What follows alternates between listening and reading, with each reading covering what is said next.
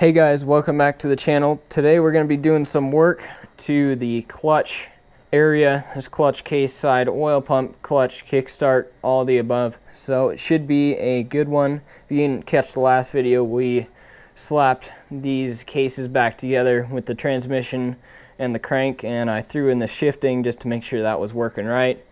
So that is a good video. If you want to check it out, I'll link it up here. So without further ado, let's get this thing going. Alright, so the first thing I'm going to do today is install our oil delivery pipe. So this oil delivery pipe here, you can see it gets oil from this hole right here and delivers it, goes into this hole, delivers it to the clutch bearing and the countershaft bearing on the flywheel side, and it shoots some oil out of these three holes into the transmission area for the gears. So I put some new O-rings on it and it's ready to go back in. I'll just throw a little bit of assembly lube on it so it slides in nice. And it goes in this hole right up here, like so. Let me put some lube on this area too. You gotta get it aligned. Now you gotta get it past the O-ring, and it is in. I'll throw a little bit of Loctite on this guy. So it goes in just like that, and 7.2 foot-pounds.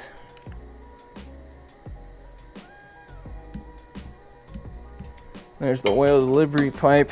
That's in good now. And now I think I'll just continue working on the shifting and then the oil pump. So last video I got this stuff in already, the drum and the tensioner, and checked to make sure it was shifting good. So the rest of the shifting, we've got a couple bolts here that already have a bunch of Loctite on them. You got a little collar and a couple springs and their pegs and a couple doors. And this other drum that converts the linear up and down from the shift lever into a rotational for the shift drum with these doors, springs, and pegs. So I'm going to put a little bit of assembly lube in these holes, and then each hole gets a spring and a peg and a door here.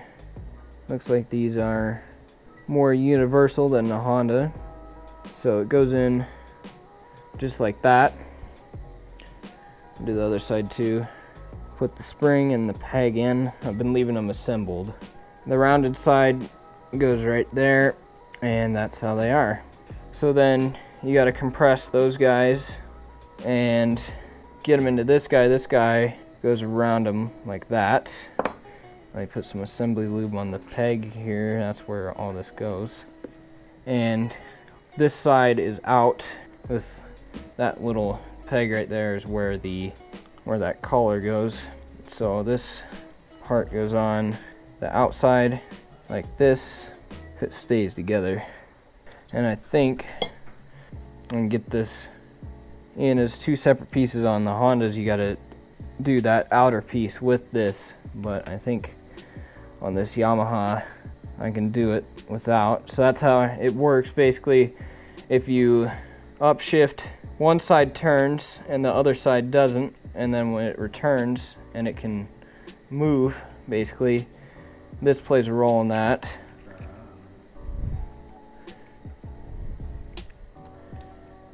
Oh, there you go. I like Honda a little better for this because you can put this outer piece on and it holds real tight, and it's confidence inspiring. Then you can just slide it all in pretty easy. I'll put a bunch of assembly lube on this collar too. Now I'm going to put a ton of grease on this because it's going to that seal, which is already leaked, but it's a new seal. And I'm going to put a ton of assembly lube on everything else. Okay, just like that. Now it's in.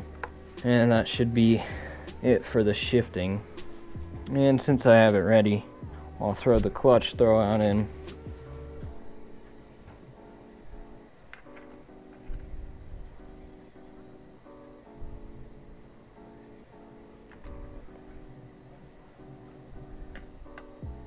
Alright guys, I'm going to install the keeper for the kickstart. Basically it just after you've kicked and the motor started, basically loads up this spring here and pulls off this little bit so it stops clicking. I'm sure you know, like, if you accidentally like push down on a kicker while the bike was running and you hear that clicking noise, that's what makes it. It's basically this stuff here. When the bike's running the way it's supposed to, it does get separated like that when it's running normally, but when you're releasing it from a kick that when it didn't start, or it's you accidentally pressed down on it, that's basically what's happening right there. There's nothing wrong. It's designed to be able to handle that as long as it's not doing that the whole time you're riding, pretty much. So let me get these guys in and I'm gonna torque them down. And then these have a keeper on them. And now I'm gonna install the oil pump. So we get this piece right here, and it kind of rotates around when it spins, compresses it on one side and expands it, or sucks it in on the other side. So the one with the dowel pin that just fell out is the silver bolt, which goes right here. Goes in something like that, and torque it down. Alright, that's on good. Now I'll pop on the idler gear for it with some assembly lube, and it goes like this, then a washer and a clip, right, like that. So it all spins like that, and we'll prime all this up before we start it anyway. So, and this is all probably sitting in oil anyway. Now I'll throw this kickstart in. I cleaned it up a little bit. This doesn't sit in oil naturally, so I'll give it a little bit of assembly lube, but it's not moving super lot. Now I lubed up the idler gear on that pretty good. So it goes in like that, and it locks kind of over in behind that tab. Doesn't want to do it without the spring wound onto it, which I did backwards. Alright, now that I got the spring going the right way, let's see if this will go in now.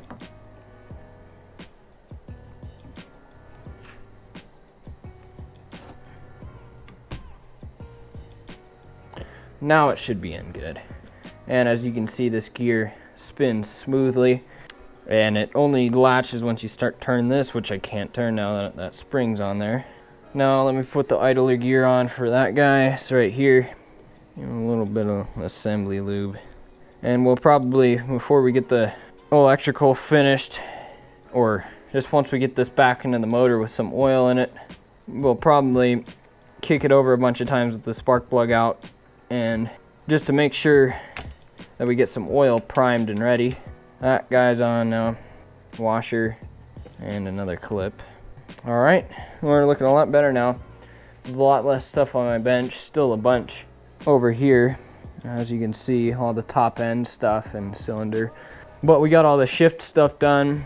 I still need to torque these guys, and I guess I'll probably do that next. I'll probably torque these guys next, slap the clutch on, and then I need to finish up this clutch cover. As you probably saw, it was up there on the wall too. I got plans to paint it, so we need to paint it soon, and then we can throw that back on. Gotta pound some bearings into it still, and we'll be looking better.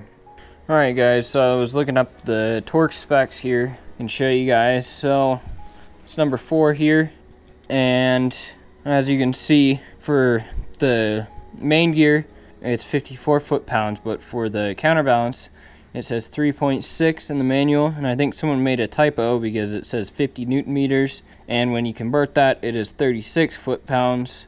So keep that in mind if you're going off of the manual, that some of the stuff might not be right, so it's always good to check the numbers if they don't seem right. And I think I'm gonna need to pound this tab out a little more to torque that guy. And we got 54 on this other one. As long as this penny doesn't go all the way through the gear set. It's always good to hit it twice. If you're gonna do it once, might as well check. But the gears are torqued, And always check to make sure that there's no metal shavings left behind. I should invest in the real tool for this so that it doesn't leave any metal shavings. But I guess copper isn't the worst. So now it looks like we're gonna have to use a different tab on this one washer, and the other one is the same because the splines are the same. So I think what I'll do is I'll get my channel locks out and bend those over.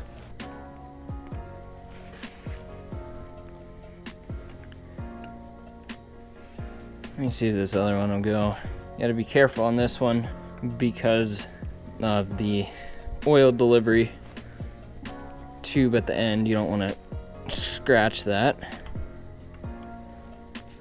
Let's take your time, take small bites, and then I'll get it really close to you being all the way on. So you can see it's touching right there where I slipped off of it, but the rest is still a little bit off of the surface, so I should be able to get a screwdriver in there if I ever need to get back in here. And then this other one, might have to get out something else. No, it looks like I got it. The manual recommends to replace these, but I usually judge it based on how wrecked they are. And like this other one, there's another tab that you can use. Just like that, those two are on. So now we got to get this clutch back together, and we're looking pretty much almost done with the stuff on the engine. Then we can move to putting the seals and water pump back together, and then we will be done with this clutch side. All right guys, I got the outer clutch basket here cleaned up a little bit. As you can see, some of the black stuff down at the bottom is just the old oil. So it should be good enough to go back in. Let me just make sure that in these bushings is pretty clean. It's gonna be the first part to spin. So that's good and clean. All right, so we can slide this guy on. It doesn't matter the order. It's just got an index with this main gear on the crank and the idler gear for the kickstart and the idler gear for the oil pump. So take your time and get everything aligned when you're getting this guy on. And there it is. I guess I don't need these rags anymore. So now you can see it all spins as one. And the center shaft is on its own. So next I gotta get this inner basket cleaned up here. So we've got this nut, washer, and a washer on the back. Might as well put this on first. And I need to check the manual because I feel like I'm missing something. Well, it looks like I'm not missing anything. The thrust washer. And I guess it's just splined so it can get to where it needs to go. And once it's where it needs to go, then it doesn't need to be splined. So now down here, we got the Yamaha special with this weird spring washer setup. At least it tells you which side is out. This is out. And I'm gonna leave it up there. And there is another one. And I think I'll just clean with that on there because it doesn't want to come off. Doesn't need to come off. This stuff shouldn't be super dirty. It was just sitting on the bench. Maybe this outer pressure plate is a little dirty, but it's mostly just the old oil. All right, that looks pretty clean to me. I'll put a little bit of assembly lube where that thrust washer is and in the splines. Just got to find the right place. All right guys, sorry that I didn't capture the last bit very well on camera. We got the 1 and 3/16 socket with 2 adapters, and I've got the Tusk clutch holder tool. And I think if I push these plates back, if it behaves, I can just torque it just like this. All right, that guy is torqued, and with any luck, one of those lock washer tabs will line up. Looks like the one that wasn't used previously lined up. And it's the same trick, if you guys can even see in here because it's dark. Get the channel locks, and you kind of just rock it until it's locked into position. Try to not wreck it. The first plate here is a little bit special. It's way thinner than the rest of them, as you can see the difference, and it's because of the spring washer thing. So it's gonna go on like this. And I did measure a couple of these plates. This one's all worn down from that spring washer, worn a groove into it. But I did measure a couple of the plates, and they're still at the upper limit, pretty much what they would be stock. And this bike has a lot of hours on it, which is pretty impressive. So it's a good clutch design from Yamaha, and you know, the bike wasn't raced, so it wasn't hole shotted, but there's plenty of times when we were riding the clutch on it, doing crazy rocky climbs and downhills and stuff. So pretty amazing clutch design here. The basket's gonna be worn out before the friction plates, so it doesn't even need to be replaced here. It does have a lot of plates, and I'm just putting them in the same way they came out. The rounded side here goes towards the engine, and the flat side goes towards the outside if you're doing some new plates. But last couple plates here. Here's the last one. So for the throwout, or the lifter here, we got the lifter itself, and it's got a little needle bearing in there. You guys probably can't see that, but it's in there, and a little ball bearing. So I'll put some assembly lube in here so the ball bearing stays in there, and in this bearing, and there is the ball bearing. Be super careful with it.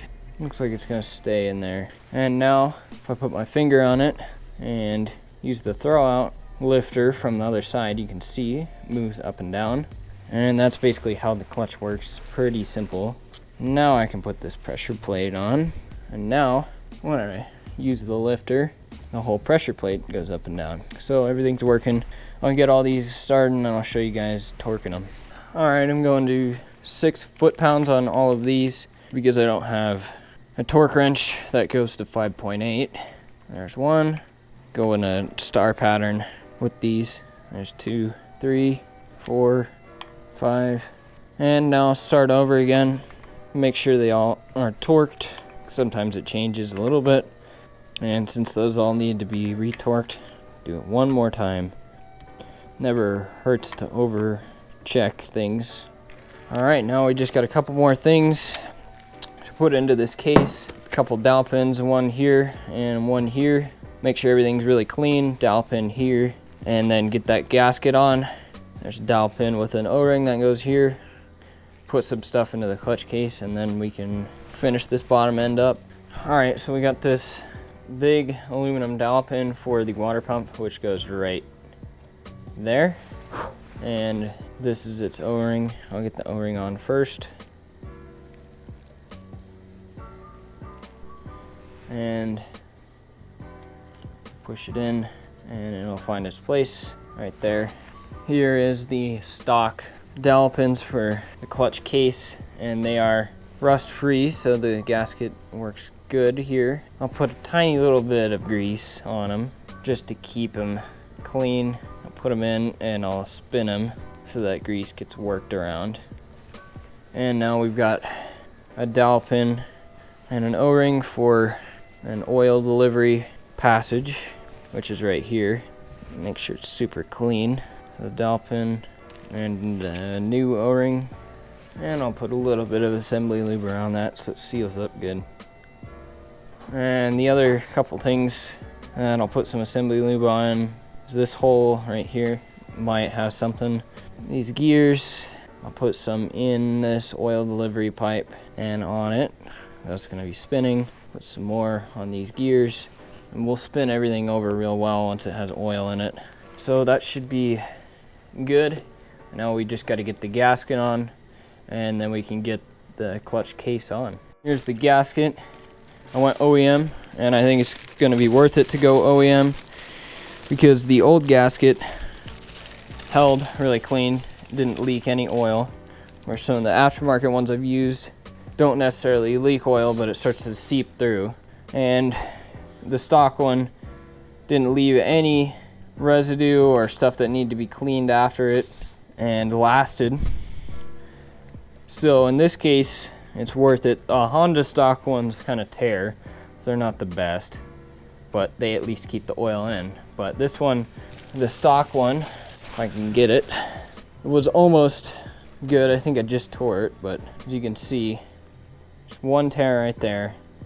Could have been from me, but it held and didn't leak, and would probably hold again if you just sealed up that little spot where it ripped. So now we're ready. We got to finish getting this clutch case ready, and then we can put it on.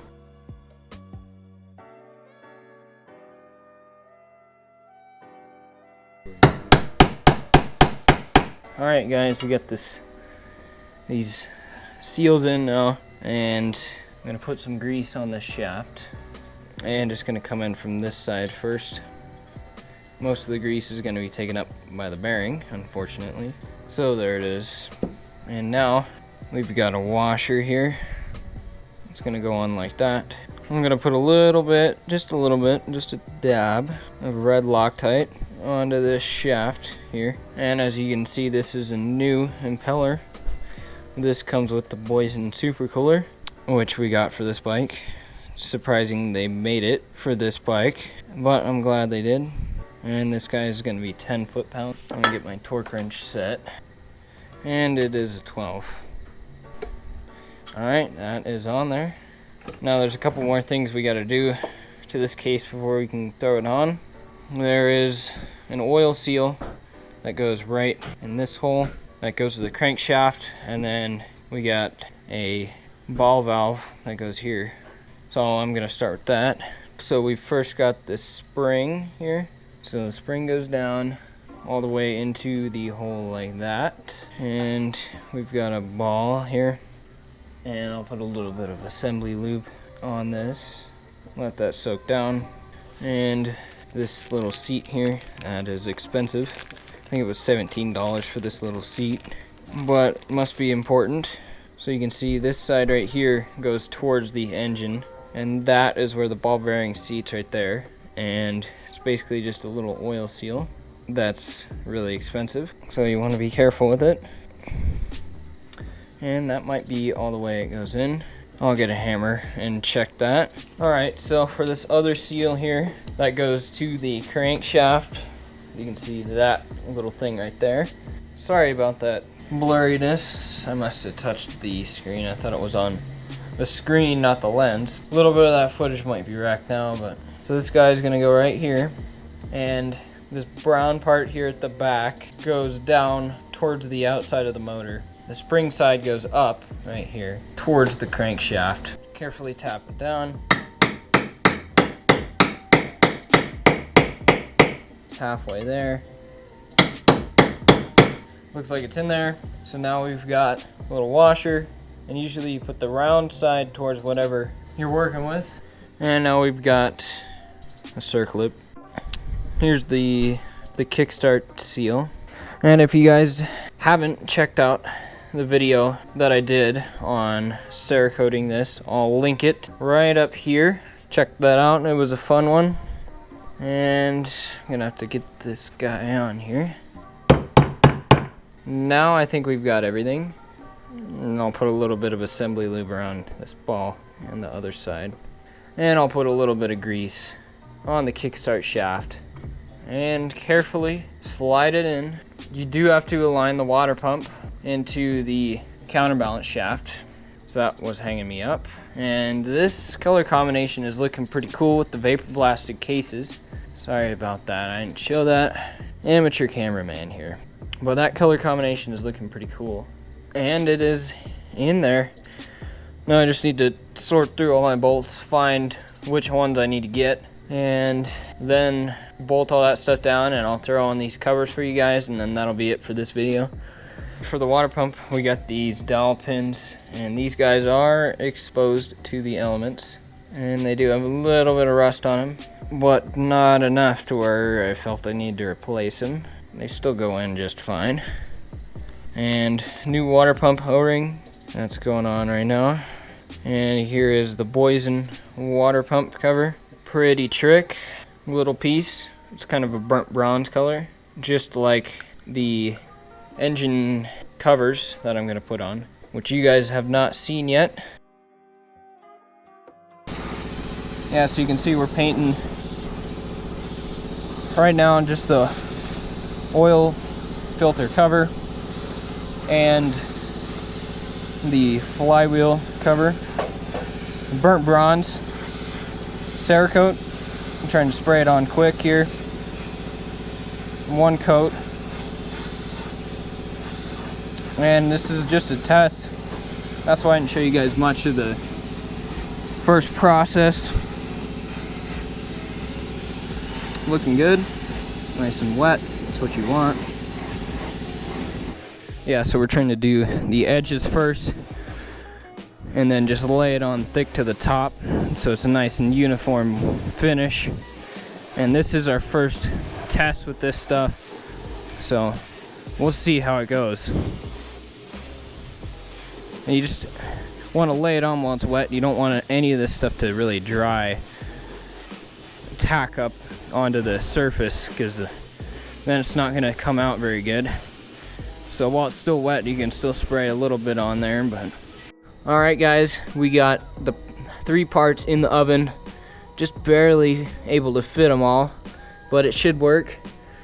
So I'm gonna close it up here, same powder coating oven. Got it set at 300 degrees here, and we're going for a full hour. That's just as far as this goes, but it should work out, and I'll see you guys once it's done. Alright guys, they've had an hour, the oven has cooled down. This is the first time that I've seen them too. And here is the clutch cover. Looks pretty amazing. Looks even better in person.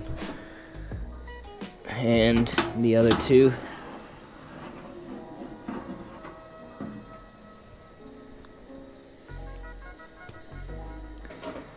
And there you can see all the important areas are good. There's not as much paint in this area right here, but that's good enough because we're gonna put those plugs in. So yeah. Alright guys, OEM Yamaha oil filter here, and the open side goes on like so, and the bottom bolt for the oil pump oil filter cover is super wrecked. I don't know if the camera will pick it up. You can probably get the idea that that's kind of wrecked. Half the threads are missing, so we'll get a new one for that. It's just all the oil shavings drain into this hole and starts problems. And it goes in like that. Now we got a long bolt here, even though that's not the right one. I can't find a right bolt today, apparently. Let's try this one. That's a little better. Now we got a little guy right there, and that other one didn't earn going in because it's all wrecked, but it would go right there. But I don't want to wreck the case, so I'll order one up right now.